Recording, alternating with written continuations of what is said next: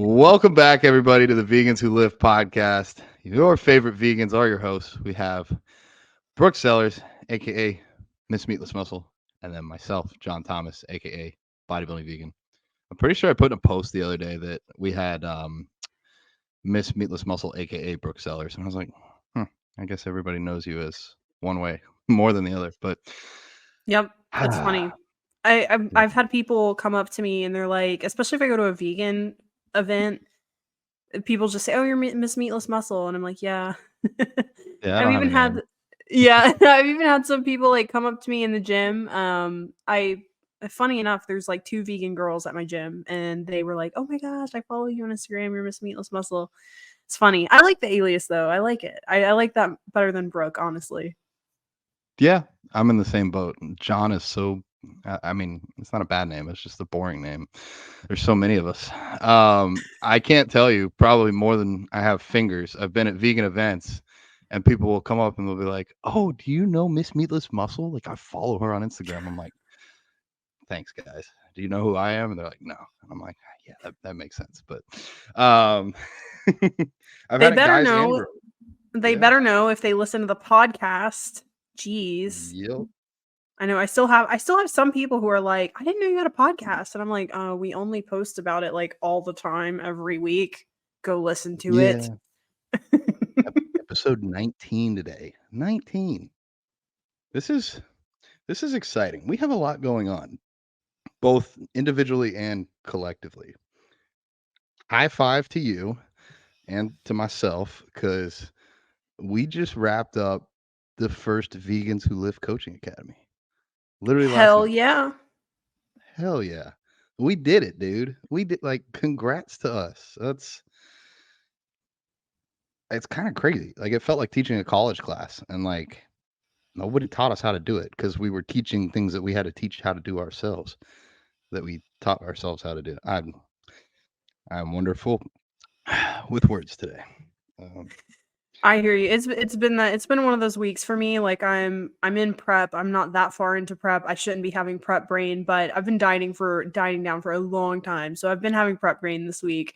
Like yesterday, I went to the grocery store, lost my wallet in the grocery store. I'm like, what the hell? Oh my gosh. And I was stoned. So I'm like, great. Like, exactly what I need to do. Lose my wallet while I'm stoned. Like, I can't even think about what the heck I'm doing. Luckily, somebody turned it in. It was fine. And then this morning, I don't know if this is just like a random thing, but totally sliced my finger. And I didn't even really realize it happened because it didn't really hurt that bad. I was rummaging through a drawer, trying to get ready to go to the gym, rushing out the door, and there was a razor totally exposed in the drawer. And as I was rummaging through, I just totally like sliced the top of my finger off. And I was just like, all of a sudden, I'm like, there was blood everywhere, everywhere. And I'm just like, what the hell happened? And I look at my finger and I'm like, oh my gosh. And then I see the razor in there and I'm like, great, awesome. And then I'm like, okay, no big deal, no big deal. I can still train, not a big deal. But then it just kept bleeding and kept bleeding because like I just had my coffee. I just took my pump stuff too, so like my blood is flowing. Like it's like like damn, okay, well this is not going to stop anytime soon. Let me just wrap this thing up and get out the door. And so that's what I did. So yeah, it's been a crazy week. It's one of those weeks where you have to find the win. get rid of the razor. Oh man, like Yes.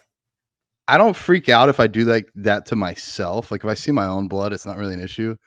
But even you just like describing it happening, it just like makes me feel weird and like I don't know. And even more so, gosh, this is gonna sound weird. Like if it's in a scary movie and it's like a bad guy doing it to somebody else, that doesn't freak me out as much. It's like when you do it to yourself. That is what I don't know. It's like a phobia, I guess, maybe. I don't know. I Yeah. don't know if there's a word for that, but yeah, like just hearing that you did that, I'm like, oh god. Um, how has the bleeding stopped by now? Are we? Yes, it has. Yeah, I've got it for those on YouTube bandaged up here. I had to like use like 4 band-aids. It was just like it just kept going and I'm like, gosh, like I probably waited not I mean had to be 10 minutes and it just kept going. But like I said, I just had caffeine. I just took my pump product. So I'm like, shit, like blood flow is optimized right now. This was not the good time to slice my finger off, but yeah, so I just wrapped it up and I'm like, screw it, we're just gonna go to the gym, we're just gonna make it happen. Yeah, yeah, because we ain't got time for anything else. You gotta go to the gym. Right. It's like I don't Um, need stitches. Like I'll be fine. Like I just needed to stop. I can't like go bleed all over the gym, but let me just like put like 5 freaking band-aids on it and I should be okay. yeah. I was at the dentist a while back. This was a while ago, and they're like, "Uh, are you okay? Because like you're not stopping bleeding." And I'm like, "Oh, that's not good." And they're like, "Yeah, we've tried like 5 times to like clot this thing, and it's still just bleeding everywhere. Are you sure you're not taking any other medication that you listed?" And I'm like, I may have I didn't tell them this. I said no, but then in my head, I'm like, oh shit, today's arm day. I might have popped the Cialis before, and that helps with like blood flow for Yeah. pumps. So probably not the brightest idea. I was like, you dummy. Like, what are you doing? Um, but I lied, and then eventually they're like, yeah, it finally stopped, like an hour later. I was like, okay, won't do that again. Weird. Um, yeah. I've been there before. I got this knife from this company. They like mailed me a knife and I'm making the video, just chopping away like, actually guys, this knife's super sharp and if it's sharp, you're less likely to cut yourself. And then like everything I said was said, so I didn't feel like turning off the video, so I just kept chopping and then like 3 seconds later I sliced my finger wide open, thumb, and there's like blood everywhere. And then Allie did the same thing with the same knife like last week. So we were Oh doing the my same gosh. bandaging up. We just like to cut ourselves. But, like, I don't have bandages, so I'm taking, like, packing tape and, like, paper towel and then just tape all around it. Yeah. It's probably better, Anyways. honestly. Yeah. Well. Oh, man. It's good to catch up. Like, I just enjoy our times together. We do a lot of work, though, like, separately and together. The academy was a lot of fun. A lot of I guess it's like we had the work of the academy, but we're also promoting the next one. Hey, heads up if anybody's ready. We got like 8 spots left. They're going to fill up pretty quick. So if you want it, veganswholiftacademy.com, I believe. I Yes, believe so. that is correct. I know that's correct. I'm just overwhelmed, so I'm forgetting things. But yeah, we're taking on about 10 total coaches, going to teach them everything. So if you're interested, do it. If you got a friend that's interested, have them join up with you. I think that was for me. I don't know if I'm talking too much. Tell me if I am, but the most fulfilling thing for me was the group chat and getting to watch everybody help answer each other's questions and jump in and like that was cool. And like we created a little network and these people are going to be able to use this forever. Like there's no reason they have to stop being friends and promoting each other. So it was a little beautiful thing in my eyes. Yeah, that's definitely what I wanted, because my first business course I had, like, I loved the community. I wasn't crazy about my coach, but the community was, like, worth what I paid, and we still stay in contact, and it's been cool to see, like, the people who have made it and where they're at now. Um, so I wanted kind of the same thing for us, but, like, also with us being a little bit more supportive than my business coach was, and for everybody to have like that sense of community, because it's just like kind of this weird thing being an entrepreneur. Like not everybody is exposed to that lifestyle. Like I feel like most of us grow up with parents or in an environment where people are working some sort of 9 to 5 or they work for some big corporation. I was the first person in my family to start a business. So, like for me, I didn't really have anyone to like bounce ideas off of who also thought similar to me, because like if I talk to my family about it, or if I talk to my friends about it, they're going to tell me to do the thing with the least amount of risk. And that's not always the best thing to do, right? Like so it's good to have those like-minded people who have the same goals, they have the same passions as you. And the other cool thing is we're all vegan, which wasn't my none of my other business groups were like that. We were all sort of all over the place with what our different areas of specialty were, but like everyone is vegan in this group, which is really cool. So yeah, I think that's been one of my favorite things. Was I think it is, yeah, my favorite thing is just the community that we built and the connections. it's been awesome. And I just love the people who have been in the academy. Like I definitely see myself staying friends and staying in contact with everyone. Hell yeah. Hell yeah. I mean, a lot of them were our current clients too. So it Yeah. was cool to get to know them on a deeper level. And see like what their ideas were for business. Like Randy started her group coaching. I thought that was cool because I've actually never done group coaching myself, like in any official capacity. So it was cool to watch her do that. Um, yeah, just good stuff. Good stuff. I'm excited to see who we get for this next round. Um, I know. I'm excited Shout too. out. I'll give a shout out. Tyler, he already paid in full. He's ready to rock and roll. So we're gonna bring him on. I know he's gonna be great. He makes some cool food. He's kind of like me. He makes weird food, but I think he did like a. I could be wrong here, but I thought it was like a peanut butter tofu pickle sandwich or something like that the other day. I think so. I think it was something like it Yeah. was crazy wild. Yeah. But you know what? Sometimes you find crazy wild things you like. So who knows? We shall see. And then I mentioned this off air, but I'll give him a shout out too. I'm just giving out shout outs. Paul, my tattoo artist. I'm actually going to go get a tattoo with him on July 4th. I guess there's not anything. July 4th, June 4th. I don't even know what month I'm in. Like, I guess damn. everybody knows July 4th. So that's why it's like, but Yeah. June 4th in like 5 or 6 days or whatever, I'm going to go do that. And I have finally decided what I'm getting. And I think we're going to film it too. I think that'll be fun to kind of share. I want to do a little behind the scenes because there's people, Allie, that have never gotten a tattoo. So like they don't know what the process is like. So like the sterilization techniques and the planning, like I just want to record it all. And I am finally listening to you. I'm finally listening to Allie. I'm finally listening to my dad. I am going to stop and smell the roses. So I'm going to get a rose on my left hand, kind of match up with my vegan V on my right hand. And it's going to be purple because my dad's favorite color was purple up until I was born and watched Barney the dinosaur too much. He said I watched it so much that he hated that color. But I know it was still his favorite color for the majority of his life. So that's when we go with. A red rose might mean like romance or something, and a green rose doesn't really make sense. So purple it is. And that'll be fun. And Paul Todd, he's a vegan tattoo artist here in Tampa. So very cool. And he actually just called me before this to say he's thinking about competing. So putting him on blast right now. We'll see if he's still feeling that way in a week when this goes out. But yeah, we'll see. But okay. I don't know where the hell I'm going. I'm all over the place. Well, that does kind of bring. I mean, we did want to talk about sacrifices in bodybuilding today. Okay. So, I mean, we could go ahead and jump into that if you want.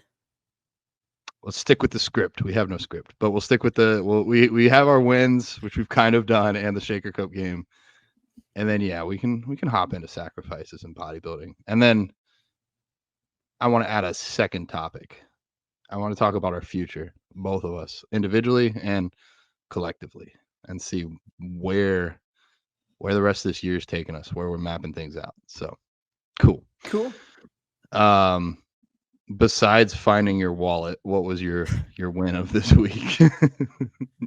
You know, like I said, this was a week where I had to find the wins.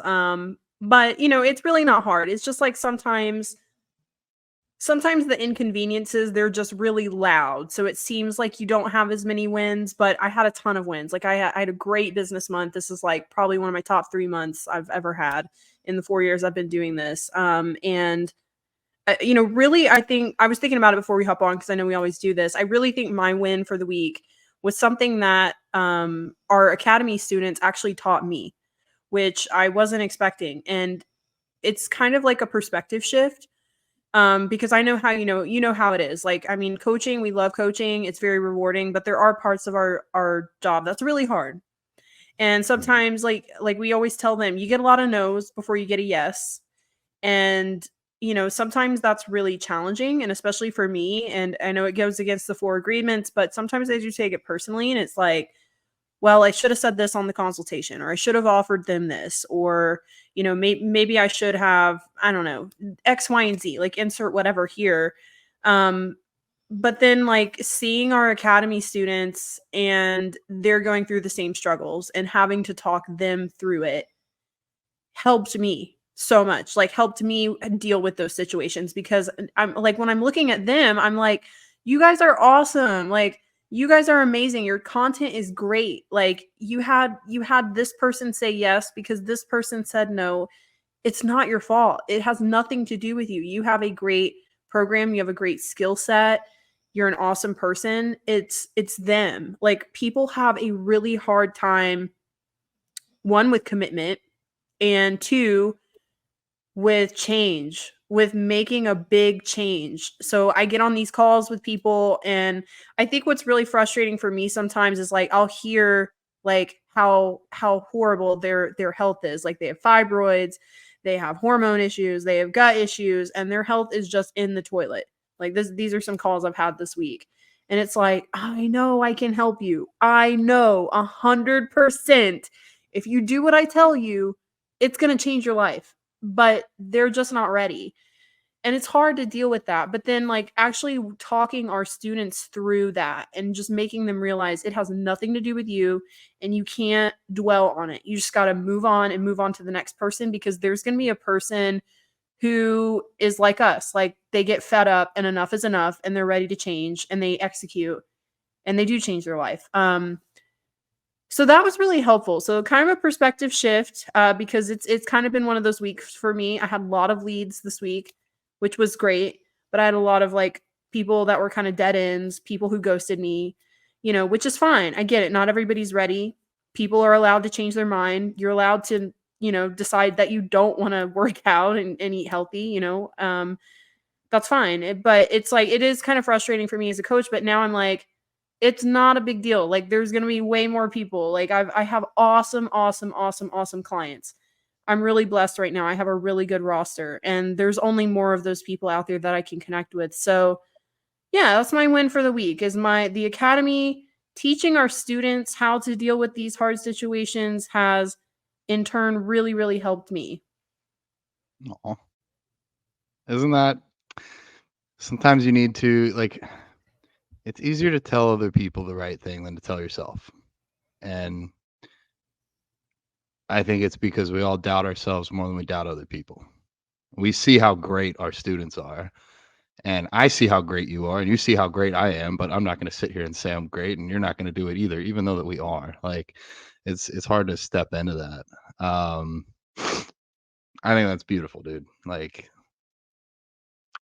we are lucky to have you, all of us. So, and you're killing it. You are killing it. You've been my inspiration for a long time. I mean, I told the students yesterday that I copy a lot of your stuff, and not like copy to steal, but like, you know, imitation is the sincerest form of flattery. So I see how you've set up your business and how you treat your people. And I think in some spaces I might have more knowledge than you, but as a business person, like, you've always been steps ahead of me. I'm closing the gap, but you're still up there, and I genuinely appreciate all of this with you.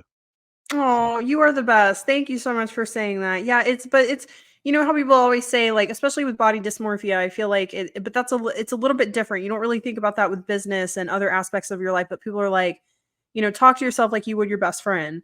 Well, like, so in this situation, it's like I need to talk to myself like how I talk to my students. My students are awesome. Like, they're not doing anything wrong. It's just people are like you said yesterday, I loved you saying people are weird.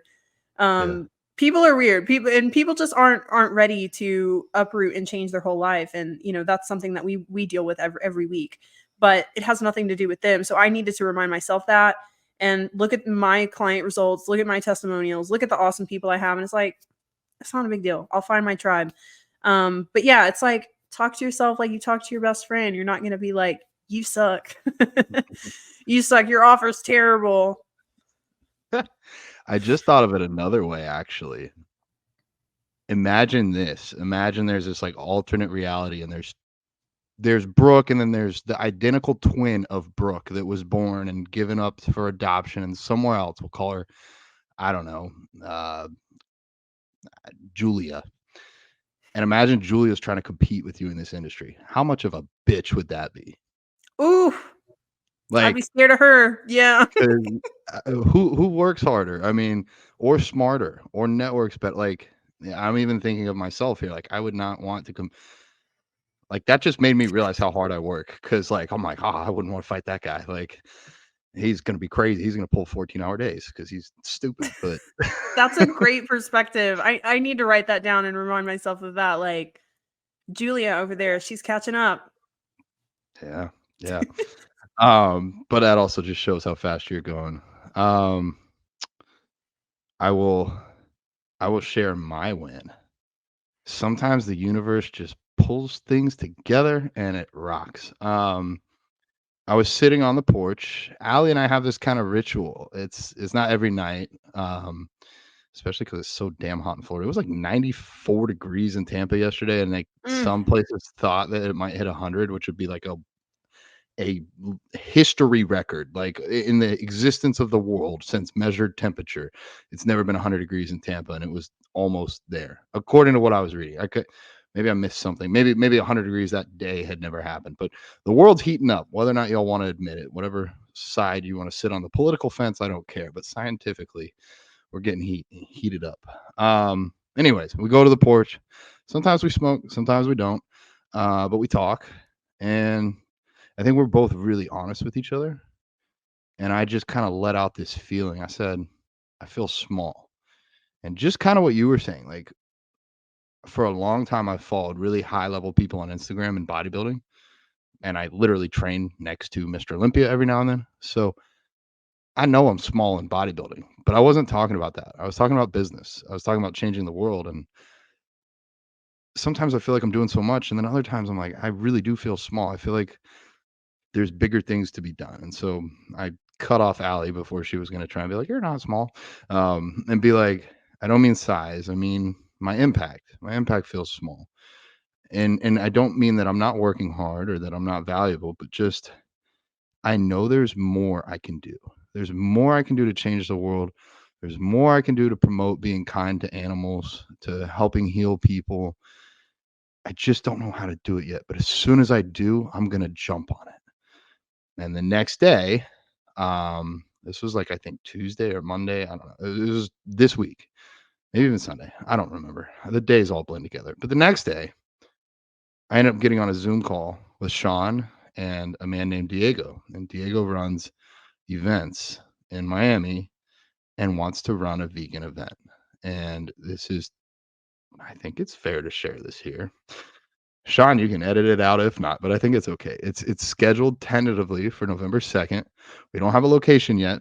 I'm actually going to Miami tomorrow with Sean and Allie to meet with Diego and pick a venue. And I think we're going to have more than 100 vendors. I would imagine more than 10 or 15,000 people are going to show up to this. And we're going to get to promote it and help all these vegan businesses and promote healthy vegan food or even junk vegan food. But that'll move the needle. Like getting all these people together. Yes, it'll help me put my image out there more. It'll help vegans explore. It'll help the podcast. Like, yes, that's all great, but like at the end of the day, I don't care about fame. Like I want to change the world. And it was funny how like within 24 hours of like I feel small, I know I can do more. I just don't know. And then there it is. That opportunity just appeared and manifested itself. And now I got a lot of work to do, but I'm grateful for it. And it makes me feel like I can move the needle. I can move the needle a little bit before I die. So that's my win. I think finding more ways to move the needle. That's great. Yeah, I mean, I feel like our wins are kind of similar. It's like, and I feel we both kind of have that perfectionist kind of trauma wound, if you will, maybe from different ways, but I feel like both of us always, and this actually reminds me of our episode with Robert Cheek. And if anyone listening has not listened to it, make sure you go back. Episode 3, really good episode. And we were Yes. talking about how like you achieve one thing and then it's like, what's the next thing? And the next thing has to be bigger and better. And so it's like at one point, it would have just been really cool that you had probably 10 paying clients, and you would have been like, man, that'd be awesome. I got 10 people, 10 vegans that I'm changing their lives. And then it's like, okay, well, now that's over. And then now what? And then you like, it's like you always have to make your next goal bigger and better. And it's like, when is it ever good enough? So it's like you're kind of on this hamster wheel of always chasing something bigger and better. But sometimes it's a good thing too, as long as you're satisfied and you're happy, because now you're taking it to a level each time you've leveled up. So it was cool to have 10 clients at one point, and then now it's like, maybe the next thing is you have 80,000 followers, which is huge. That's a huge impact. And then the next thing is maybe, well, I'm going to do a bodybuilding show, whatever it is. But you've worked your way up to the ladder to now you're doing an event that will influence thousands of people. So in a way, it's worked for you. It's just like you also have to let yourself kind of not rest, but just like have a sense of, okay, I did that and that was impactful. And I'm accomplishing the mission that I've set out to do, which is to influence other people's lives. Yeah, I think you hit the nail on the head. It's just like the gym. Like all you want to do is, I don't know, squat 225 pounds. Like it's all you want for 6 months. The second you do it, you don't sit there and do a little dance. You're like, okay, 315 is next. Yep. And, and then 2 years later, you hit 315, and then you're like, all right, 405. And I don't know. It's that constant hunger. And I think I don't know. Allie is the voice of reason, and I'm the voice of extreme. I'm always like, I could always do one more. I could save one more. I could do one more rep. I could work one more hour. And she's more of like, you're doing pretty good. And I'm like, okay, but if you're a cop or you're a doctor, is it pretty good to save 9 out of 10 or 10 out of 10? Like, and then of course she's like, well, that's different. Those are like, you have to be the best there because you got to save lives. And I'm like, and how is this any different?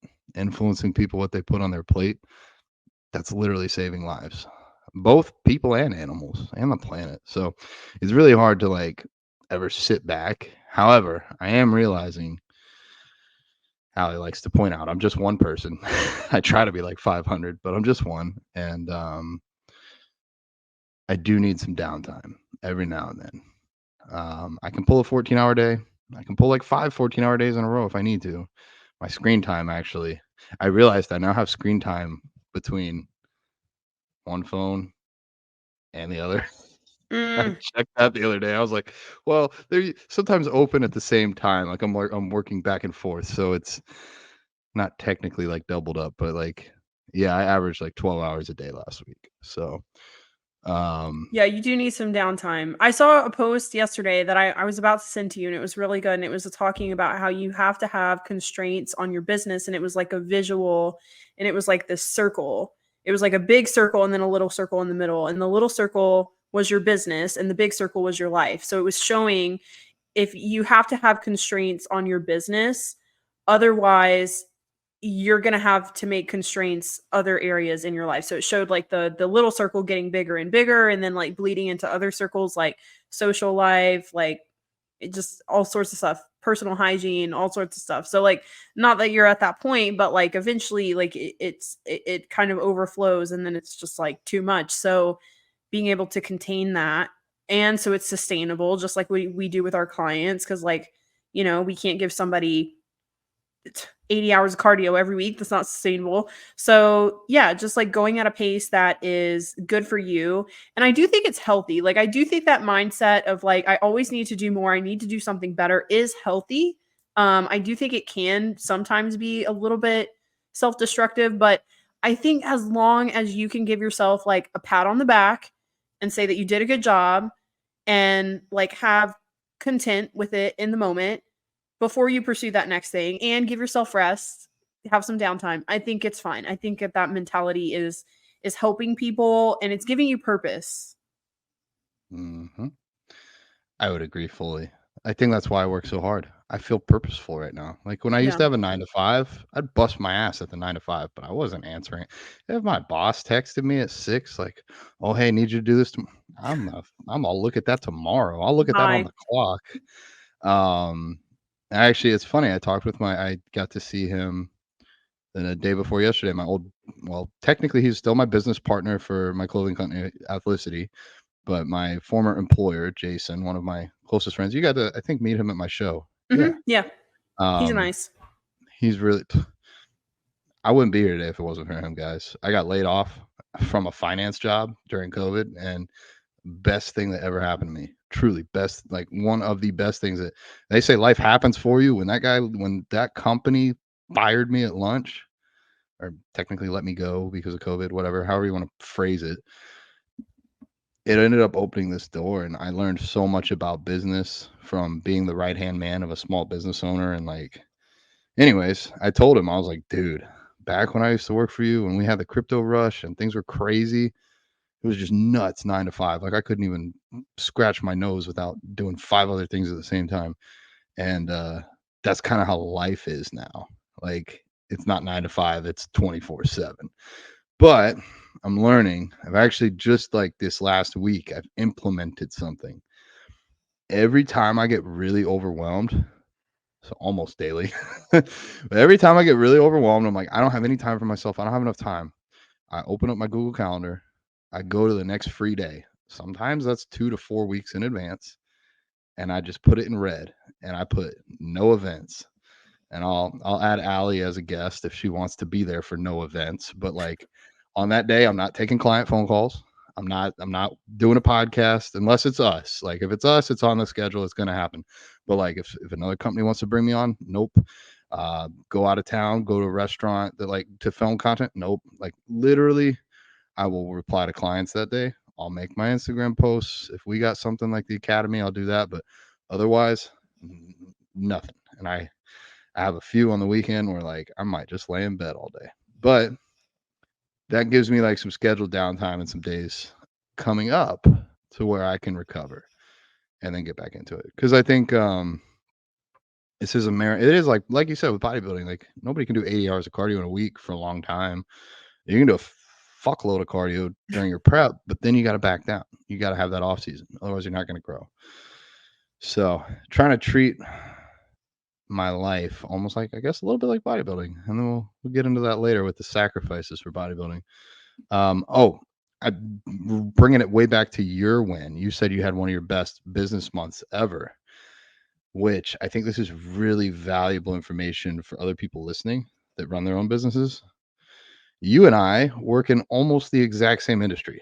We are on the same platforms together. We collab a lot together. We do things like this. And I remember, I could be wrong here, but I think like 4 to 6 months ago, you were struggling a little bit more. You had mentioned that. And what was funny is I was doing the best I had ever done. And I was like, huh, isn't that funny? Like, I wonder what's happening. I wonder what she's doing or not doing, or what I'm doing or what I'm not doing. I haven't changed that much since then. And this last month was the worst month I've had in 6 months. So, what that goes to show is some of this is just cyclical outside of your own direct control. Now, like if you told me, hey, you got to go sign 10 clients in the next week or you're going to die. Oh, yeah, I'd go do it. I'd make it happen. But like, I don't have that pressure. My bills are still covered. And it actually, by having a little bit of a downturn, mostly like actually good things. I've had a guy that worked with me for over a year. He won the No Cow um, giveaway for a free month with me. And then he renewed for like the next 16 months on his own. He's like, hey, man, I just letting you know, like, I found this bodybuilder in person trainer at my gym. And I think I want to run with him for a little bit. But like, you've taught me so much. I'm like, dude, go, go learn. He'll be able to show you things in person that I can't over the phone. If you ever want to come back, you know how to find me. But like, I've done my job. We've accomplished your goals. I'm not here to be upset. And actually send me an update in 2 months. I want to see how you're doing. So, and then that frees me up to do more things. Sean and I have some things behind the scenes we're working on that I'm pretty excited for, and to go have time to be in Miami and scout out venues and go get vegan food and do other things. So, anyways, yeah, it's kind of crazy how, I mean, we both do almost identical things. Like we even help each other become better coaches. And sometimes we're up, sometimes we're down, but if you don't give up, you're still in the game. So, yeah. Yep. You just can't give up. I think that's the most important part of it. Summer has historically been pretty good for me. I feel like people are outside more, they're in swimsuits more, they're kind of like confronted with their with their situation a little bit more. But yeah, and you know what else is funny is like my content hasn't been really doing as well as it has been. So like it's funny because my content took a big dip, huge Yeah. dip. Like my engagements like fell way off. Like I'm getting like 3,000 views on a reel, which I was like kind of panicking about for a minute. I'm like, what the hell? Like, what is happening? I haven't really changed anything with my content. Like, I don't understand. But then it's like big picture, who cares? Like I'm still getting clients. I'm still re-signing clients. So I mean, that's a big thing is like probably half my income came from like clients signing up for another like 5 months with me. So it's like it doesn't Yeah. really matter. Like, yes, your content is important, especially if you're just getting started. Like we teach with our academy, like that's really the way that you're generating leads. But like it's interesting. It's like as long as you're making those conversions, like the people who are seeing your content and they're getting on the call with you and they're closing, they want to work with you and do your program. That's really what matters. Like it's like really we get so caught up in the views and the likes. I do too. I do all the time, you know, and then it's like you have to sit back if your business is still doing well, doesn't really matter, who cares? And you know, me and Sean talked about this week. Sean's like, look, if you're getting the conversions, you have more clients than you ever had. It's really not a big deal that your content's not where it was Yeah. like 6 months ago. Who cares? But yeah, it is interesting. It's an interesting industry and it is cyclical. But I think, like you said, the most important thing is you can't give up. Like, I mean, there's been months where I was like, shit, I'm gonna have to go get like a side gig somewhere, and then and then it all turns around. So Yeah. yeah, And I think too, like we have to remember like, exactly what you said. The numbers don't tell everything. It's not the full story. It's almost like the scale. It's going up or it's going down. That's not the full story. I it's funny how social media works. Like I was logging. I'm one of the ways I'm increasing my work output without working more myself is hiring other people. So I've actually brought on an assistant to help run my TikTok because I just don't have time for it. And you know what? I'm not old, but she's younger than me.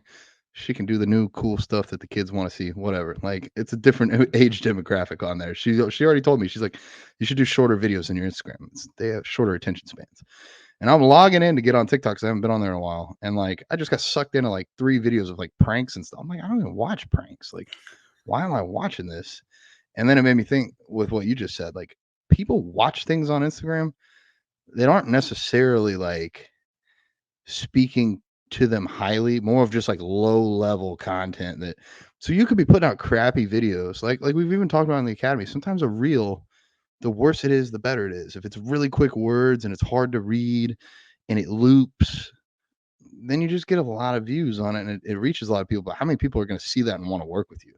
Versus some of your longer stuff, especially your transformations and when you're vulnerable and show where you've come from, like that's why people are signing up. And even if less people see that, your conversion rate is going to be so much higher. So yep, yeah. Yeah, I asked it's funny because I asked my audience because my content was doing so terrible. I was like, I say terrible. I mean, it's not terrible. It's just not where I would want it to be. So I polled everybody on my story and was like, hey, what kind of content do you guys want to see?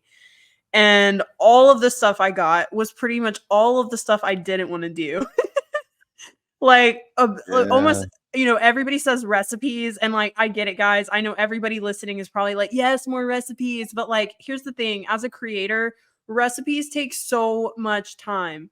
To film a recipe for you guys and post that, it's a lot more goes into it than you think. Like, we actually have to make it and film it and edit it and then make it presentable and then type out the macros. I have to calculate the macros for you guys because I'm not gonna just give you a recipe without telling you, like, the macros, which okay, so it's like so much goes into it. So I really don't like posting recipes, but I'm like, okay, this is what the people want. I'm gonna give the people what they want.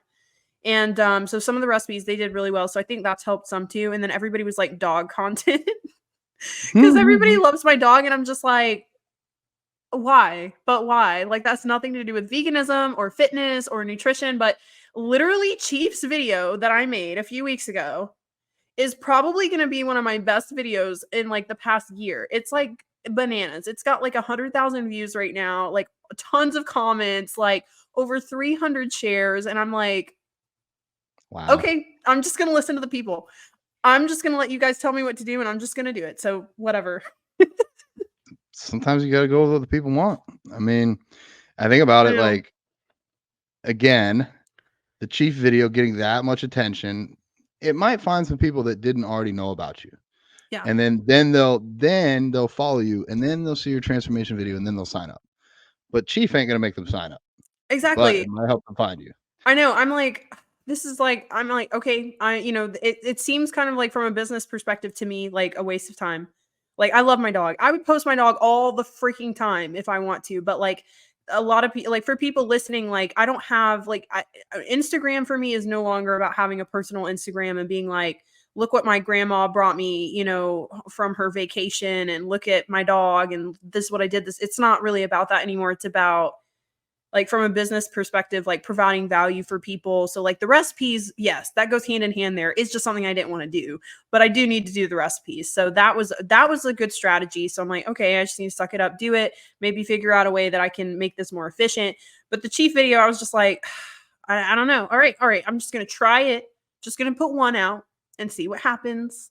And like you said, yeah, who knows? There may be some vegans who follow it. Or, I mean, another thing is, I do think, like, when I think about people I follow, like my favorite people that I am really interested in, not only their content, but like their lives, they also share other stuff too. Like my coach, for example, I love my coach. I hired my coach because he's more than just valuable content. Like he posts his cats, he posts, like doing stuff with his wife, like funny memes. Like he's more than just like an Instagram coach. So, it's like, I think people also like seeing that kind of that side of you where it has nothing to do with fitness, nothing with nutrition, but it's just something you enjoy. Like I got Legos too, and I'm like, I can't just post my Legos, guys.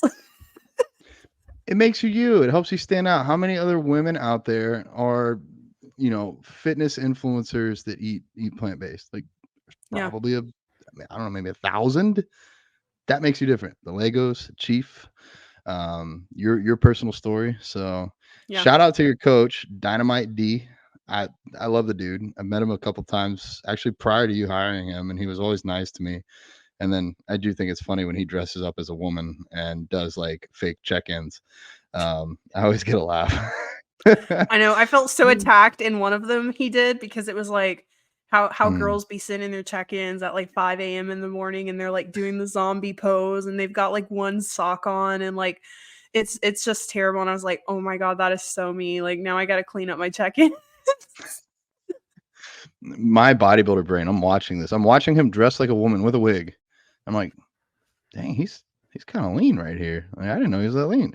I'm like, I'm missing Yeah. the whole picture just zooming in on the body, but um all right, well, we're 43 minutes in and we have not even done the Shaker Cup game, so we've not stuck to the non-existent script whatsoever. Let's do that, and then we can Okay. actually. I'm having so much fun here. I just want to keep having fun, but I do have some internal struggles and conflicts that I want to share. So we'll Well, we've change got to the do melody. that. Yeah, Can't have too much fun. We've got to talk about our internal conflicts. yeah, yeah.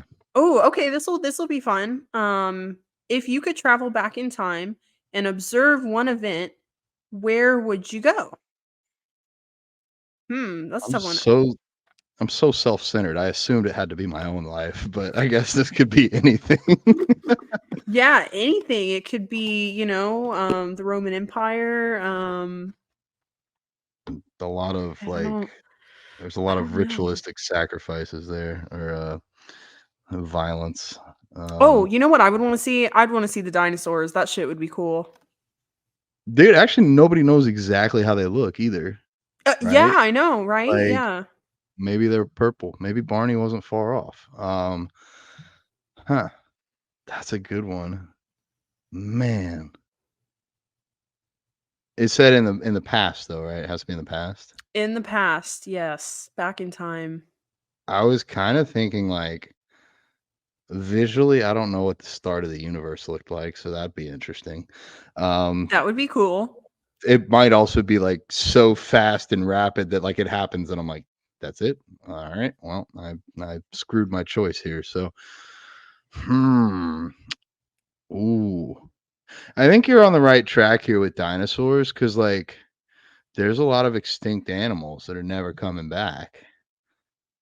Yeah. And it would just be cool. Like, I mean, there's a lot of cool. Like, I'm a history buff. I do love history, but most of it is just very depressing and like I don't want to see. I wouldn't want to go watch. For sure, it's interesting to learn about, but not to watch. So, but I think the dinosaurs would be just absolutely like breathtaking. Yeah. That's a good one. That's it would be in like my top 5 for sure. Megalodon, we could. Megalodon would be we're safe though, right? We're not just like out there We're like they could safe. eat us. Okay, all right, Yeah, yeah. we're just Damn. observing. I don't even know if a megalodon would wanna eat you. Like a 65-foot shark, is that even gonna care about a little It 6-foot human? right. It would be us eating like one pea. Yeah. Yeah, I'm not gonna waste my Well, time on that. no, I like clean my bowls, so I would eat the pea. But I'm not a shark. You know what? Okay, so there are a few things that I think would be really cool to see. I mean, I don't believe I remember reading recently that they don't think the pyramids were built by slaves, more like they were Oh paid. yeah. That would be cool to see because, like, even with modern technology, like if you go gave me a crane and like giant stone cutting tools, I still couldn't fathom building a pyramid, even if I had employees. Like, so yeah, That's a watching good them do one. that thousands of years ago, like humans are kind of cool, other than killing everything. We Yeah, do some they're interesting kinda things. cool. They can So kinda hang. Yeah, yeah, sometimes. yeah, I think it'd be kind of just imagine just like walking like imagine if you were like a traveler back then and like you didn't know that they were building the pyramids and like you've never seen anything bigger than a single story house or hut before and you just come around the corner and it's like holy crap, that's a I don't even have Yeah. a word for it because I've never seen it before, but yeah, I don't know, that'd be cool. I've never been. I've heard that Egypt is not a good place to go if you're a woman. Yep. um so like I did some research on Reddit and they're like, if you're a woman, don't even go. Don't even go. And then I heard that there's like trash all around the pyramid. Like humans are great. We build pyramids and then we become weird, creepy guys and we litter and put trash everywhere and make it a tourist attraction. Like Rome. I mean, to be honest, if you're gonna go visit Rome, like it's cool to see the Colosseum, but it's so packed with people, like you can't even not that like this is the most important thing. You can't take a photo of yourself without like 100 people in the background. You're gonna Yep. wait hours to get in. My buddy that I went with had broken his ankle, so like he looked disabled, so they let him in and let us go with him. So we don't have to wait in line for 3 hours. But there's a lot of trash, graffiti, a lot of poverty, like people just begging you to buy stuff and then probably like pickpocketing people that aren't paying attention. So countryside, beautiful, but like Colosseum, it's kind of crazy. Yeah. Um, anyways, Yeah, I think that's a good path though, is like kinda like the old age-old mysteries of like, like, Easter Island, how those statues got there, like, just being able to finally know the answer would be cool. Was it aliens? Who what if knows? it was? And then we get to go back to the present time and that was aliens. And they're like, yeah, you're full of shit. Yep, exactly. Oh man. Okay. Yeah. Well, dinosaurs and pyramids and Easter Island. That'd be cool. Yeah. All right. I bet somebody send us a better thing. If you think of something better, send it in. Yeah. Um, what is our, I always do this. I need to know, I need to have this website memorized. Vegans, vegansexplore.com/live, Forward maybe? slash. No, no, that was when we did the live. Find us on vegansexplore.com. You can click around on there. There's some other good stuff, good resources. So, yeah. Just click around until you find something. Yeah. You'll get to our page. You'll figure it out. All right. Man, I'm in such a good mood. I don't know if I feel like doing this now, but this is also I think this is important. I think it's important to talk about. So, I'll take one for the team. I'm gonna put it out there that I'm training after this. I really want to hit a PR on rack pulls. I haven't decided what I want to do yet. I think a 545 for 10 would be cool. I think I've done 6 plates for either 6 or 8. I think it was 6. I don't know. I'll have to check my logbook. You already trained today though, right? You get it I done early. did. Yep. Mm. Glutes? Yep. What's your training split right now? I'm just curious. So I actually wanted to ask you that today too, because I was like, shit, we don't have a scripted plan. I'm just gonna ask John stuff I want to know about him. So yeah, I was curious what your training split is right now too. It's funny enough, I've actually been training I mean, this is only like the past like 3 weeks. I've only been training 4 days a week, which Mm. I have freaking loved. Oh my God. Training 4 days a week is amazing. I'll tell you a couple of reasons why. Number one, when you are ready to train, because you're not training as much. Like when I have a rest day and then I'm training, I'm so freaking excited. I'm so freaking excited to go in the gym. I can hardly sleep at night. It's like Christmas morning. I'm like, holy shit, I cannot wait to go in tomorrow and just absolutely fucking kill it. So that's one reason. It's just like it's so much more exciting. At least for me. And two, like, oh my gosh, recovery. Recovery is so much better. It's amazing. It's like my legs. So I just started doing this because my legs were just taking forever to recover.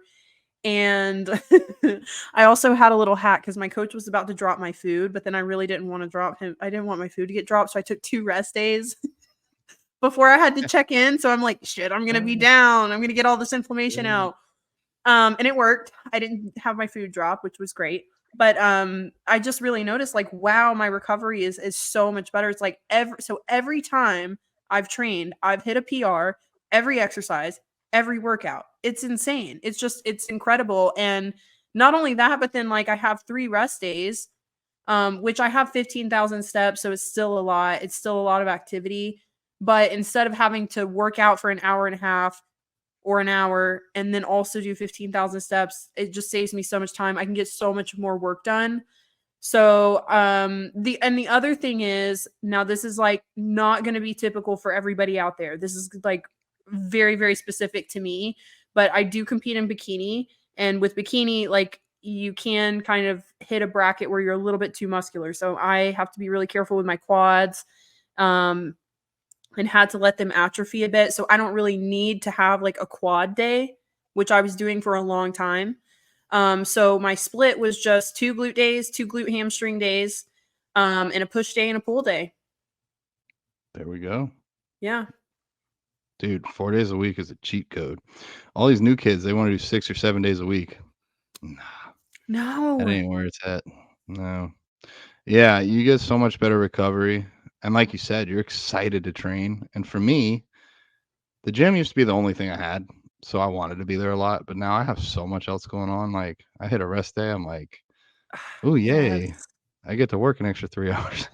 That's such a good um, point because it was the gym was an escape for me for a long time. Like I was always in these shitty, terrible relationships, so I could just go to the gym and like forget about it and be away for like 3 hours. And also too though, like I remember being a newbie and thinking if I train 6 7 days a week, I'll be bigger and I'll be stronger and all this stuff. Oh my gosh, yeah, no. But 4 days a week, I'm like, man, I don't even know if I want to go back to 5 days a week because even just that one extra day, it just makes a huge difference. yeah. No, it's huge. And why 4, why 5? Like why are we picking this? Like it's all arbitrary based on the 7-week system or 7 days in a week system, like Yeah. a lot of people are even moving away from that. For anybody that is still searching and clicking around, it's the vegans who live podcast.com. Pretty easy. Don't get any easier than that, but I still can't remember it. But yeah, like instead of a 4-day a week split, what I was on was a 2 on 1 off. And so I would do something like a pull day and then a push day and then a day off. And then I would normally do shoulders and arms, and then the next day do legs, and then take a day off. I've started changing it as of like a week and a half ago. For legs, I was listening to a podcast today that confirmed it. Like, I have good legs. Almost like you said with your quads, you don't need them bigger. Like, yeah, it'd be great to have my legs bigger. In fact, I probably need them bigger to turn pro, but not a lot. Like, they're close. But my upper body's way lagging behind. So why am I killing myself? Like I train legs. I don't remember what day. I think it was Sunday, and like I'm still sore. But then again, I had taken 2 weeks off because I had gotten my dental implants and everything else. But I wasn't allowed to train. didn't want to bust anything open. So I think what I'm going to do is I'm going to have my hard leg day that like I track all the reps and sets and destroy some PRs. I did break PRs, like lifetime PRs. So I'm strongest I've ever been post show, and I guess pre-show, like strongest I've ever been. And I'll do that 1 week. And then the next time it's time to hit legs, I'm just doing accessories, adductors, extensions, curls, calves, high reps, a lot of blood flow, a lot of volume. I'll still maybe do like drop sets and stuff like that. But like, there ain't no way leg extension set could ever be pushed harder than the hardest hack squat or pendulum squat or barbell squat. So like that's one way I'll get a little bit more recovery. I just won't allow myself to beat myself up as much. And then kind of like you, we have higher calorie or like higher intake food days on training and a little bit less on off. For me, it's like significantly less on off. Like I'm at like 2,800 calories on an off day. And like for me, I'm like almost 250 pounds right now. It's not that much food. So what I decided to do, I haven't told my coach, but I think this is the right call. When it comes time to do like, I would do like shoulders and arms and then legs. Now I do a shoulders day and then I do an arms day and then I do the leg day. So technically I am training more days, but I do almost the same volume. Instead of doing shoulders and arms for 2 hours on one day, I'll do an hour for shoulders on one and then an hour for arms on the next. I get to eat a lot more food and I'm in and out of the gym quick. And like on the shoulder day,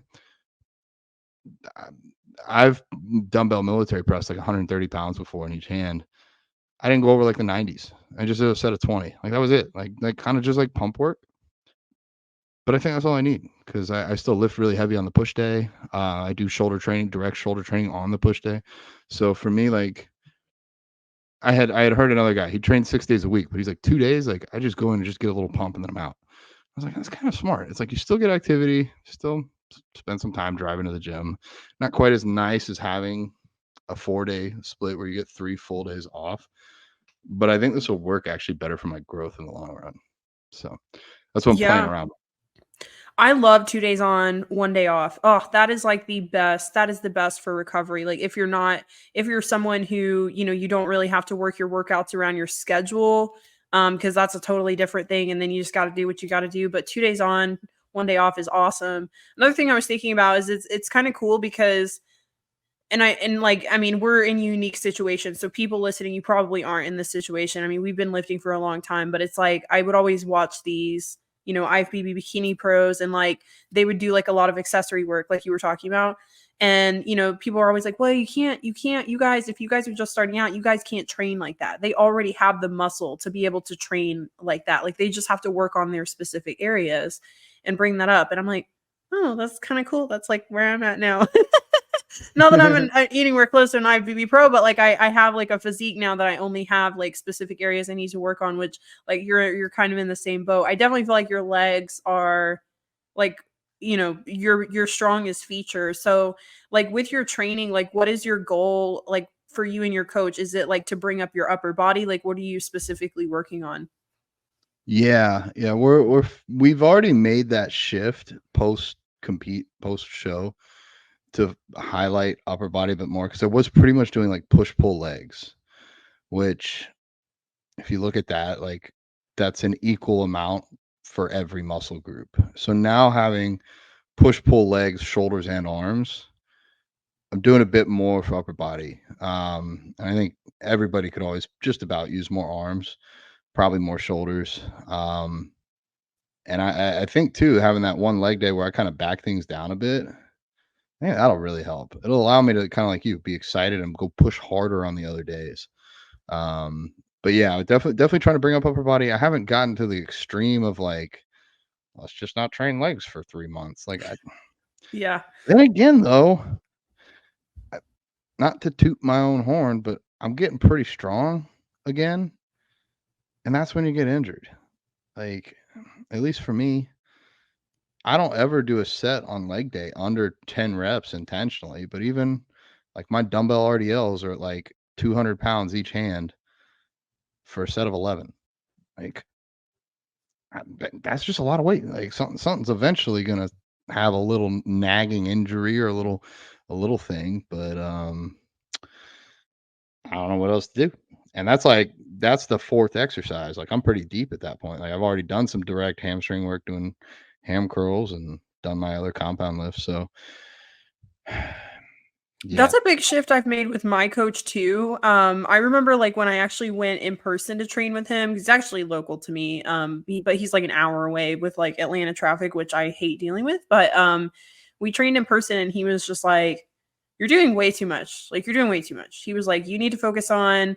Which again, this is a unique situation. I am continuing to compete, so I'm trying to like fit into a category. So this may not be you, but my coach was like, you got to dial it back. Like you got to bring your weights down. You need to focus on like time under tension. You need to control the weight. You need to have like pause reps. This is what we need to do. We need to change your training. So, which I like initially in my head, just against everything I've known, I've always just lifted as heavy as I could, just like killed myself in the gym, walked out like I was, crippled.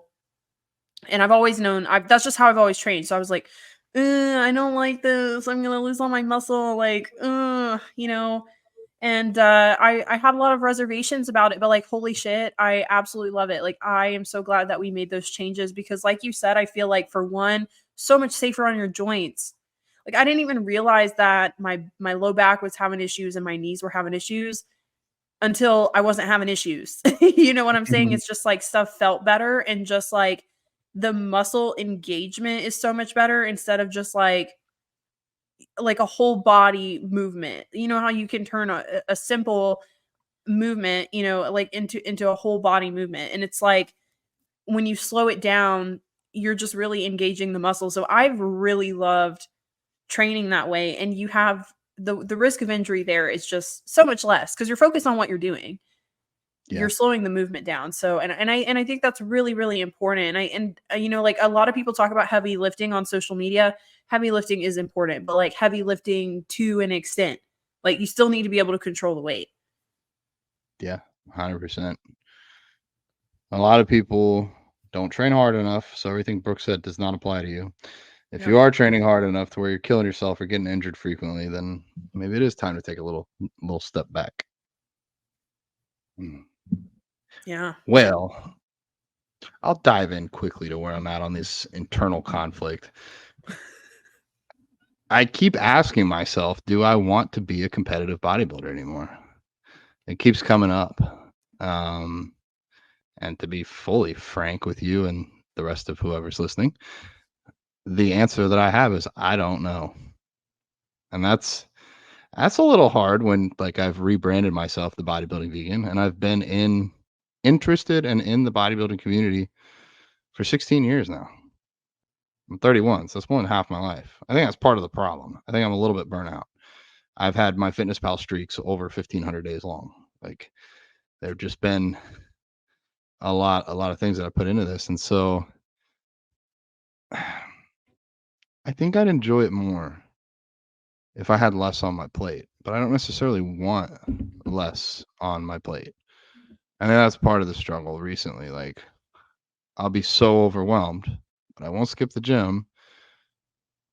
But I will bring my extra phone and an extra tripod, and I'll leave it open. I'll leave it on WhatsApp, and I'll do a set, and then I'll go reply to a client, and I'll do a set, and I'll go reply to a client.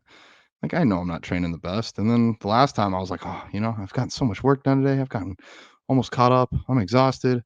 And then I dropped that 25-pound plate on my foot. And I'm like, well, I've just any ground I covered by doing that extra work and distracting myself is now because I'll be like walking around the gym reviewing a video, like bumping into things, and I'm just not I'm spread a little thin. And I think the conflict comes from why do I want to bodybuild? Who am I trying to convince, or what is this for? Is it going to change the world?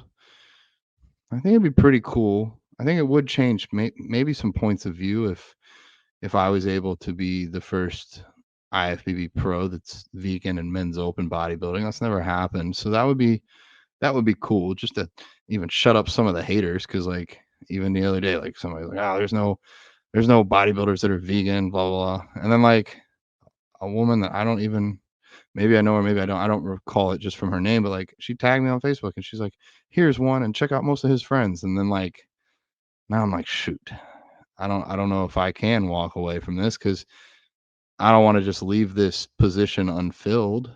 I'd love it if, you know, some of our clients decide to step up and compete and get this big. I'd be like almost like Robert when we had him on. Like he's off writing books, he's off doing other things. He doesn't need to be on the stage to change the world. But I do think him being on the stage gave him that platform and that kind of credibility to stand on everything he's doing now. So I don't know. I'm constantly trying to figure out, what should I do? Um, I think it's reasonable to say road to pro would be 2 to 3 years if I stay on the track I'm on now. I've made a lot of progress in the last year. I was thinking about traveling the world next year, and honestly, I don't think I'm going to stick with it with the way I had at first envisioned, like putting all my stuff in storage and just going without a plan for 6 to 9 months. And that's not because of bodybuilding. I was like okay to give up bodybuilding for a bit, but I'm so happy with the other things I've built here. I'm happy being relatively close to you. We got Atlanta coming up the middle of next month, mid-June, Atlanta Veg Fest. Come see me in Brooke. I'm a couple hours away from Sean. Allie is further cementing herself in my life, and I'm fully like trying to make that happen too. Like it's not she's not imposing. I'm somewhat praying, even though I'm not religious, but um and we talked about that the other day on the porch. Like she said that she doesn't really feel like she has a plan. So like, what is the plan? And I'm like, oh, are we having that talk? Because let's have that talk. I've been waiting. My lease ends in December in Tampa. Her lease ends. Hope this is fair to say. Whatever. I put everything out anyways. Her lease ends in February, and so we're kind of thinking about moving in together in March. And my idea was like, we both like St. Pete. It's very nice. It's chill. It's a little bit more slow. And I'm so high speed. Tampa's pretty high speed, lots of traffic, kind of similar to Atlanta. Um, St. Pete would be nice, but I'll get a place there for like 3 months until her lease is up, and then we both love Arizona. I had worked there for 10 weeks for an Amazon internship back in I think 2018 or 2019. I'd love to go back. And so I might just road trip out there with her and get an Airbnb for like a month. And that'll be some of my travel next year. But yeah, it's like, is me putting all this time, money, effort, and truly like my energy and life force into bodybuilding, is that going to move the needle? Is that going to change the world? I don't know. Once I know for sure, I'll make that decision. But yeah, I don't know. Like, it's like, how do I be the bodybuilding vegan without being a bodybuilder? I mean, I think I'll always lift weights, I'll always train, I'll always want to be big. Got too many insecurities to not want that. But do I want to be a competitive bodybuilder? Especially now I know what it takes. I didn't know what it took. Just like anybody else thinking that they want to go down this path, you won't know until you're there how much this takes, how much it takes from you. So that's kind of the internal conflict that I had.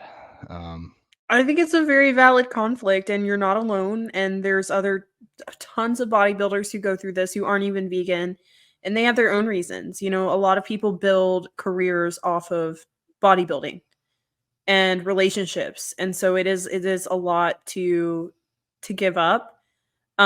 It's hard because, like, in a way, like, I know 2 to 3 years for some people sounds like a long time, but in bodybuilding world, it's like really close. And in my eyes, I'm like 2 to 3 years. That's you're pretty close. You're pretty there. You're pretty much there. And that time's gonna go by anyways.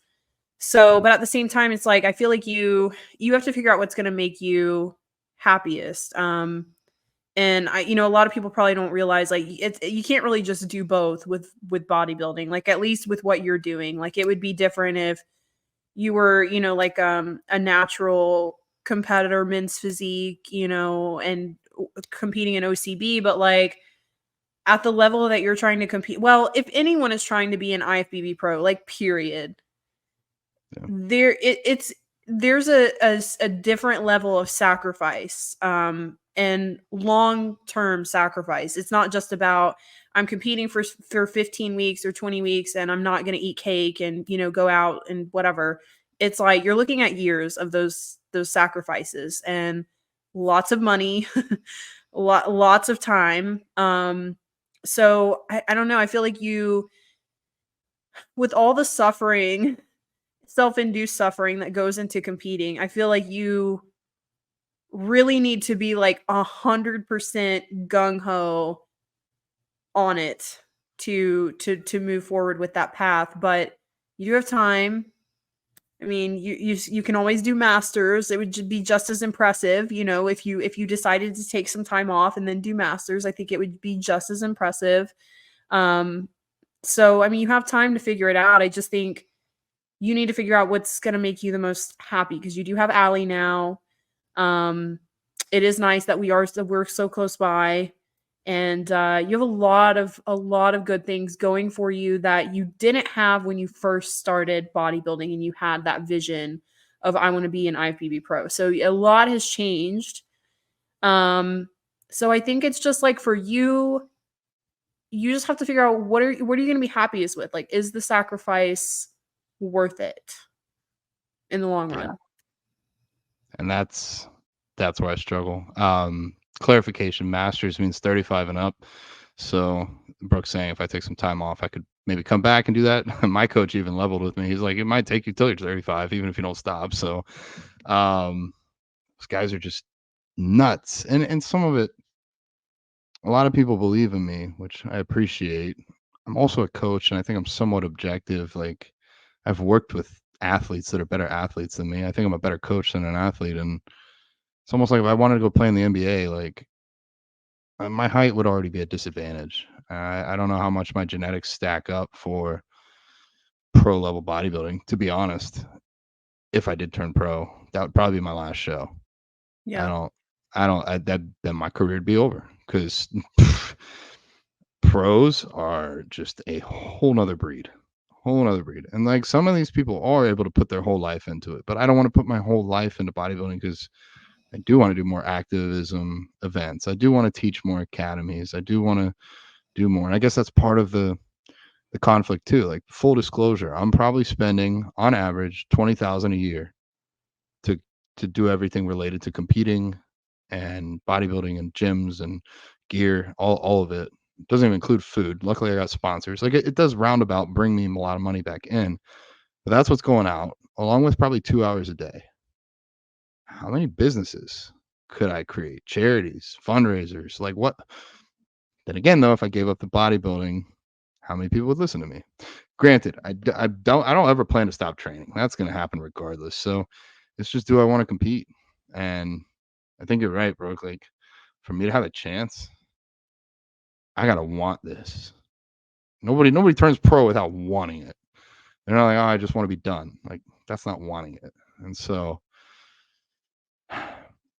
sometimes even something as silly as that little Facebook comment, like, oh, here's a bodybuilder, check him out. Like he can do it. And then I'm like, I'm drawn back in. I want to perform. I want to show up. If an all-knowing power, Sean, you can chime in here, but an all-knowing power entity came down to me out of the clouds and said, hey, dude, you want to change the world? This is the best way. If some all-knowing being told me that, I'd follow that.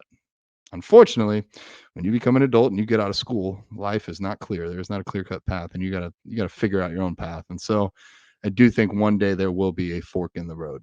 One day it will be competitive bodybuilding or starting this business or going on this trip or doing this thing.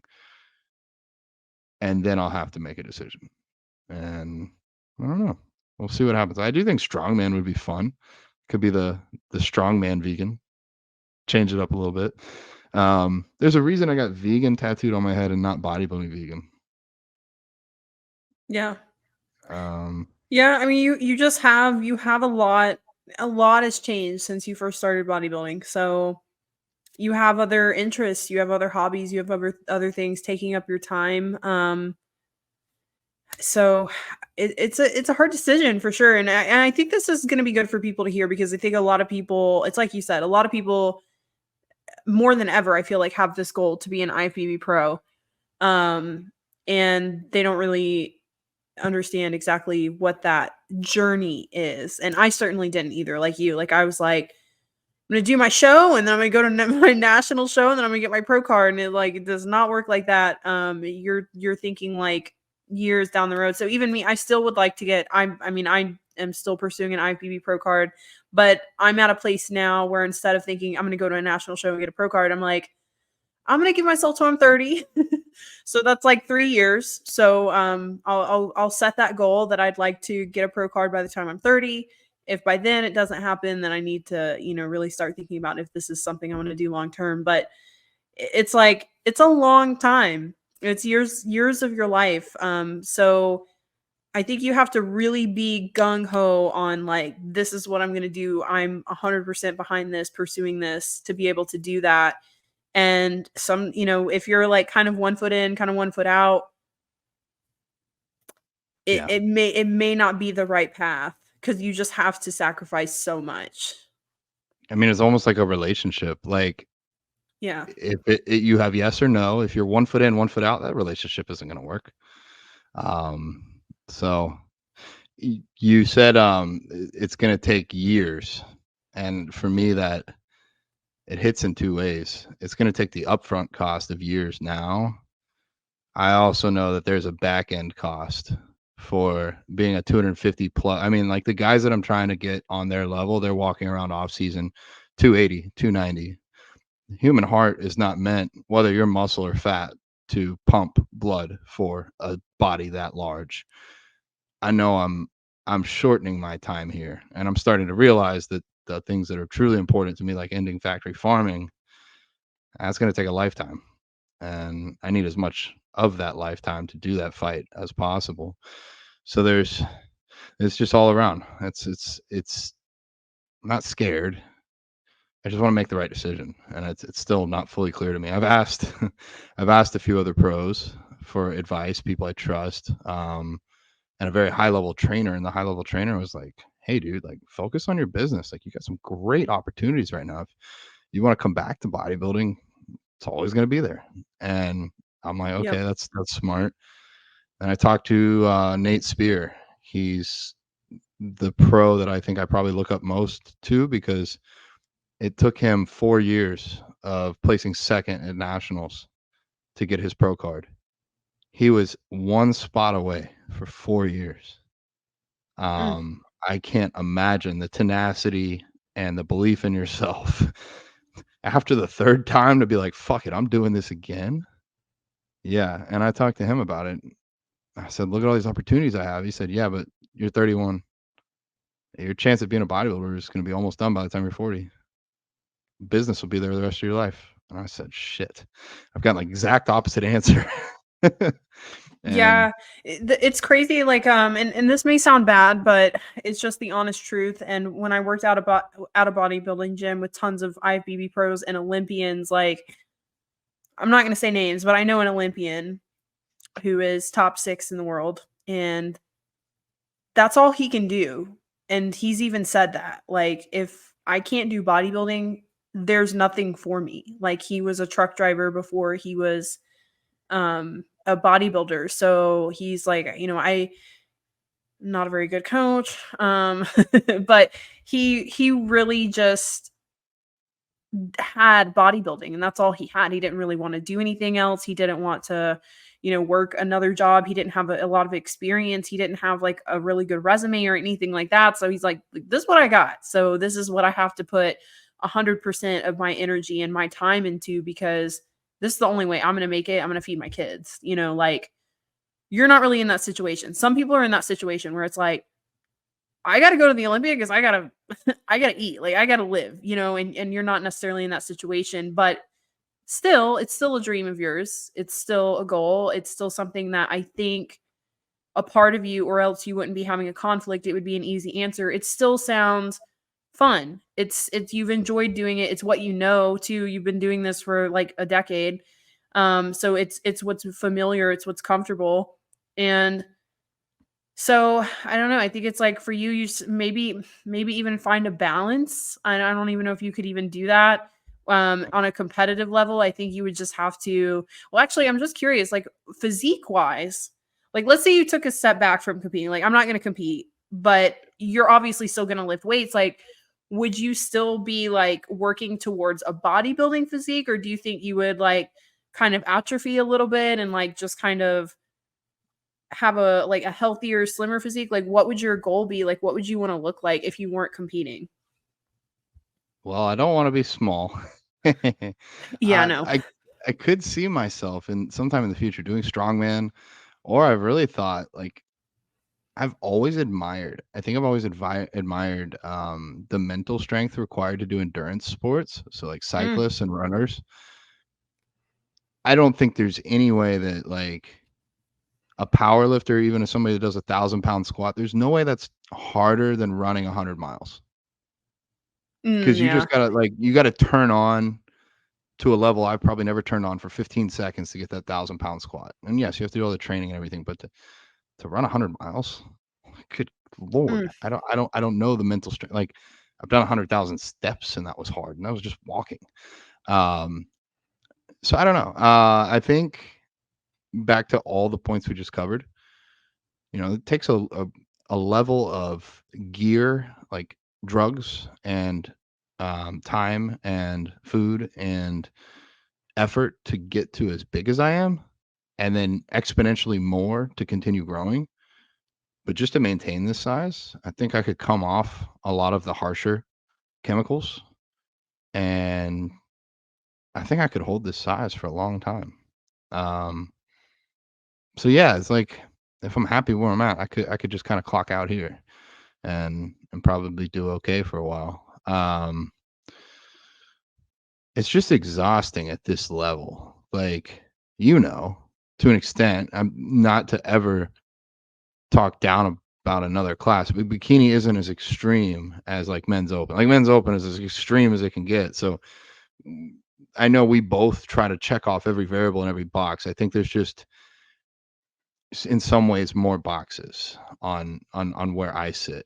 It'd be different, like you said, if I was a natural. Well, there's just a whole host of other issues there, but like if I was a natural or if I was like men's physique and didn't need more size, I just needed more balance or more shape or something like that. Like that would be different. Um, it's just exhausting. I mean, eating 5 or 6 times every It's single a day, lot. Yeah, on it's a top of lot.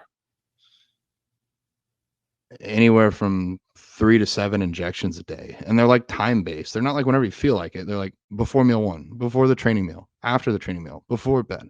It's like sometimes I forget. And then that just like throws me for a mental wrench. Like, oh, I forgot to do that. Like, I know it's not that big of a deal. Like, I know it's not that big. I know there's tons of pros that like forget to take their shots. Like, and they don't even care. Those just won't take anything for a week because they're lazy. But like, I forget once and then it like fucks with my head. And I'm like, I messed up the whole day. And it's like, yeah, I really didn't do much, but like, I don't like to mess up. So there's just so much pressure. And I'm like, what if I was running a nonprofit or another business like full time as much as I put into bodybuilding? Would that be better for the world? I don't know. And that's why we have conflict. Yeah, I don't think there's any like truly, I don't think there's any place in the IFBB for like sustainability. Like if you're going to be a competitor year round, like even for a bikini, because like bikini, you're going to be do cardio, you're going to be doing cardio all the time. Like you're Yeah. going to be so I don't know. It's like no matter where you're at, it's like I mean, there's different levels of sacrifices. Like it may not be as expensive. We may not have to, run as many PEDs, but like there's always going to be a cost at that level. Like these people are professionals for a reason. So it's like even with women, like I may not be taking time off of the end of my life. Well, maybe, but I am setting myself up for any sort of potential risk every time I go into a prep. Every time a woman goes into a prep, you are putting yourself at a risk for a thyroid issue, a gut issue, like truly, truly, truly. You can have the best coach, you can do all the right things, you can take all the supplements, but sometimes your body just cracks. Like it just has enough because it's just trying to fight to survive. And I think it's especially hard on women. So it's like Yeah. there's definitely a sacrifice. And if you want to be a professional bodybuilder, like I don't really think there's a level of sustainability. It's gonna be your life and you have to be okay with that. I mean, for women, for you even, for anyone, well, almost any there's a couple ladies that can get away with it, but you're gonna lose your period. And like, Yep. how is that? How what more could nature be telling you? Could biology be telling you, hey, we're so unhealthy right now, you can't have a child, so we're gonna shut this down. Like that just alone shows how unhealthy it is. And that's whether or not you're natural or not. Greta lost hers, and it took, Yep. if I have her check-in form memorized correctly, it took her 73 days to get her period back after competing. That's with me increasing her food, dropping her cardio. Um, and it took that long. And like, I was just starting to get worried. I'm like, I don't want it to go another month. Like, I really hope that this comes. Like, I want her to get healthy ASAP. So yeah, even on the natural side, even on the smaller divisions, it's still extreme to be. Let's be real here, Yeah. though. Like we could be in a different universe where we're talking about gymnastics in the Olympics. There's a time like you're not going to be in the Olympics at 50 years old, and you ain't going to be the best without sacrificing some health. So it's just a little bit more. I think I watched the documentary on Lance Armstrong and how he, he cheated, but so did almost Mhm. everybody else out there was cheating. Um, his issue was he was like attacking other people, like sending death threats and things like that if other people Oh. tried him. So yeah, he's kind of crazy. I think that's on I think it's on Amazon. Like there's this Lance Armstrong documentary, and like how he knows people in high places. He got a federal case dismissed. Like how do you do, like you have to know judges, or you have to know people high up in the like presidents. Wow. So like I didn't have an issue with Lance doping. I had an issue with all the personal things he did to attack other people that wanted to speak out about it. But it's just like bodybuilding, it's out there. Everybody sees it, everybody knows about the PEDs. They just don't know about it in other sports, but it's all there. And the Yep. same thing with the health. Like people probably don't think, oh, it's unhealthy, or how could it be unhealthy to do, I don't know, even like something weird like rifle shooting. But like I guarantee they're still training cardio. They probably take drugs to help with like focus and to slow their heart rate down so they can shoot in between Golfers beats. Like golfers golfers, take like Adderall and all sorts of shit. Yeah. and they get like laser eye surgery so they can see better. Like any extreme sport is not going to be healthy, and Yeah. that's what you got to just accept. I mean, I uh I think this is funny. After my last injury, never mind, not last injury, but this is a couple years ago. Had an injury. I went and I found like this power lifter at my gym that was very knowledgeable. I told him about it, and he put his hand on my shoulder. He said, "John, you know how you can prevent this from ever happening again?" I'm like, "Oh, share your secrets." He's like, "All you do is you stay home, you turn on the TV, and you watch Netflix." And I'm like, Good answer. and he's like, "Get back in there, figure it out, work around it, get PT, you'll be okay." And I was like, you know what? I needed that kick in the pants. Like, I was feeling sorry for myself, but he's right. Ain't nobody forced me to do this. I could stay home and watch Netflix, but that's not what I really want. So, um, whatever you choose to do in life, that's your choice. You should excel in it, and you should give a little bit more until you find the next thing. So, I'm still the bodybuilding vegan. I still do plan to step on stage at least a couple more times. I would like to. I would like to qualify for nationals and see how I stand up. I will probably be the first. Maybe somebody else gets there, but I think I'll be the first person with vegan tattooed on the side of their head at nationals. We'll see if I turn pro or not. But um, quarter turn to the right, I get to do this. Like I got to do that at least once. So Yeah. I would love to see it. I would selfishly love to see you go to a national show, and I think it would be awesome, but I do think you also need to take care of yourself and do what's best for you and makes you happy. yeah. Well, I want to change the world. I think this is still moving the needle. We'll Absolutely. see if I can find something else though. There's got to be bigger, like this event, getting 150 vegan businesses together, or even too like we will encourage other businesses to come, but they have to bring vegan only foods. So like if there's a pizzeria that makes both, they can come bring their vegan pizza. And then maybe their family tries it and then their family's okay with eating vegan pizza from now on. Like we have so many ways that we can incrementally change the world, starting with literally every time you put something in your mouth. That alone can do it. So, hey, it's 222. Allie and I love these numbers things. I think this is a good spot. Yeah. I know I talked a lot about me. I'm happy to open the floor up and see where you are in your journey, or if you have any future plans coming up, because I just kind of rambled here.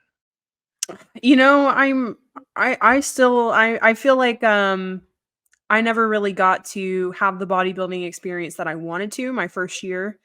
So I feel like now that I have a really good coach and someone who is going to protect me through the process and is a positive influence, I get to experience it how I want to experience. So that's kind of what I'm focused on right now. I would love to work towards a pro card. Like I said, my goal is to do that by the time I'm 30. I feel like that gives me 3-ish years to see how I do. He really wants me to go to a national show. It scares the absolute shit out of me, but that's his plan. So we'll see how that happens. Um, but yeah, I mean, as far as bodybuilding, that's just I'm still working on that, and I plan to do that for another couple of years and see how that goes. And yeah, that's pretty much my plan. Hell yeah, dude. I forget that you're younger than me because I look up to you. So, like, I don't even think I had started coaching when I was your age. Like, look at that. Look at like where you could be Crazy. by the time you're 31. I don't even know, but I'll be at your show. Hell yeah. As soon as you have dates, let me know so I can mark that off. But shit, I'll cancel whatever else is on the calendar. I'm gonna be there. So that's we gotta support each other. So, and you were at mine, and oh, I was at yours too. So hell yeah, we'll just keep it going. I think let me pull it up because this will come out soon, and I know we got to have at least one listener in Atlanta, or Oh somebody within yes. driving range, like probably. June I think 15th yeah, or June June 15th. 16th. 15th is guaranteed. Okay. 16th is up in the air. If we don't get everything to be done on the 15th, we'll be there the 16th. But if y'all want to come out, June 15th, Atlanta Vegan Street Fair, we're gonna be there. Me, Brooke, Sean, come hang out, come say hi. Um, I'll have shirts and merch. I think I need to send you I never sent you a rainbow shirt, did I? Mm-mm. You're a medium? Yes, that'll work. I'm gonna go set that aside because I just sold out of smalls. So let me go set aside a medium. Anybody else wants a shirt for charity, send me a DM. I'm doing that now. Got some rainbow shirts, some Only Plants shirts. But yeah, I'll get you one, Brooke. Yay! Thanks. Yeah. Then we can match. We can twin. Yes. Uh, okay. That's all I got, dude. Thank you for I feel like I need to like let you invoice me for a therapy session because that's how this felt. No, that is fine. That is look, we didn't have anything planned for today and we just let it roll. It's like, just talking, catching up with each other. For real. Thanks for Oh catching up with man. us, guys. Yeah. I'm realizing like I'm gonna see you in 2 weeks. Like I can't wait. That's Yay! fill my cup. So I'm all excited. right. I hope there's some good stuff there. There's a couple good places here in Atlanta, so I'm hoping they show out. Maybe Sunday we can go to Slutty Vegan. I've never been. Oh yeah, it's good. It's impressive. I heard it's a whole experience. It's a whole experience. Yes. Oh yeah. Okay. Well, do you have the script to take us off? I can wing it. What we've been doing for an hour and a half. If you guys want to leave us a message, go to vegansexplore.com and you can leave us a message there and be featured on the podcast. And thanks for tuning in, as always, and have the best day ever. Have the best day, y'all. We'll see you next time.